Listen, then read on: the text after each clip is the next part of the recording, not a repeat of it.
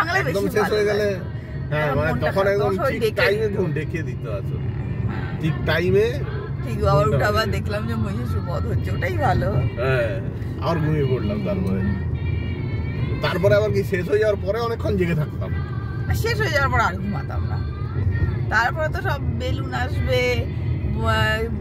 মানে ব্রাশ করবো উঠোনে দাঁড়িয়ে দাঁড়িয়ে, বন্ধু বান্ধবদেররা সব আসবে, যাতায়াত করবে, গল্প করব, তখন আর ঘুমাবো না। তারপর টিভি দেখ। সকাল 4:40 ভোরবেলা, সকাল বলবো না, পিটিএস এর মোড়ের অবস্থা মহালয়ের দিন সকালবেলা। তাহলে বাকি পুজোতে যে কি করবো, রাস্তাতেই বোধহয় দাঁড়িয়ে থাকতে হবে।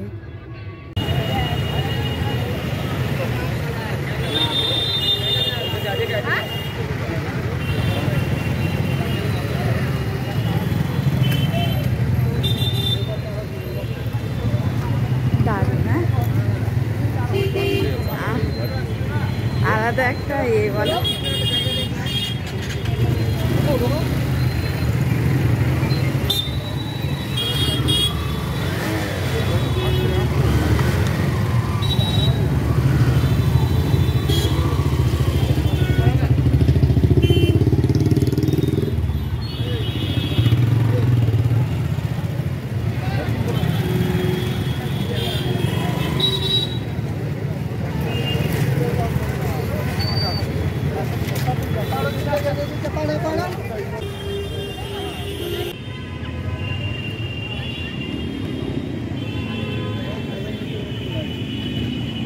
ফটো তুলে দেবো, ফটো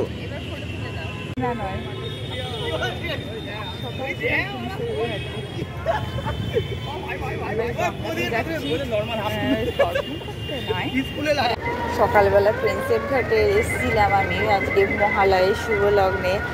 সবাই যেমন আসে সেরকম আমিও এসেছিলাম, কিন্তু কি পরিমাণে ভিড় তোমরা দেখতে পাচ্ছ। গাড়িকে রিভার্স তো আমি করতেই পারছি না, আর চারদিকে ভীষণভাবে জ্যাম, আর তার সঙ্গে প্রচণ্ড পরিমাণে বৃষ্টি হচ্ছে। তবে এর একটা আলাদা ভালো লাগা আছে। সব মিলিয়ে সব সময় যে পবিত্র মানে আমাদের সঙ্গে দেবে সেটাও না, তো সব মিলিয়ে বেশ ভালোই লাগলো।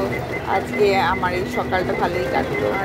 আর এত বৃষ্টির মধ্যে আমি তো বাকি ভিডিওগুলো খুব একটা ভালো করে তুলতে পারলাম না, এত জোরে বৃষ্টি এসে গেছে, সেই জন্য বাড়ি ফিরে যাচ্ছি। তো বাড়ি ফিরে যাওয়ার পথে কতটা বৃষ্টি হচ্ছে তোমরা শুধু দেখো। আর তোমরা সকালবেলা মহালয়ের সকালবেলা কী করো সেটা আমাকে জানিও, কিন্তু আমি তো গঙ্গায় আসি মহালয়ের সকালে। চলো আজকের জন্য সবাইকে দুর্গাপুজোর আগাম শুভেচ্ছা। আর দুর্গাপুজোর অবশ্যই তোমাদের সাথে আবার আমি দেখা করবো আরও নতুন ভিডিও নিয়ে। ততক্ষণের জন্য সবাই খুব সুস্থ থেকো, ভালো থেকো, আনন্দে থেকো। আজকের জন্য এই ভিডিওটা আবার দেখা হবে অন্য কোনো দিন অন্য কোনো ভিডিও নিয়ে।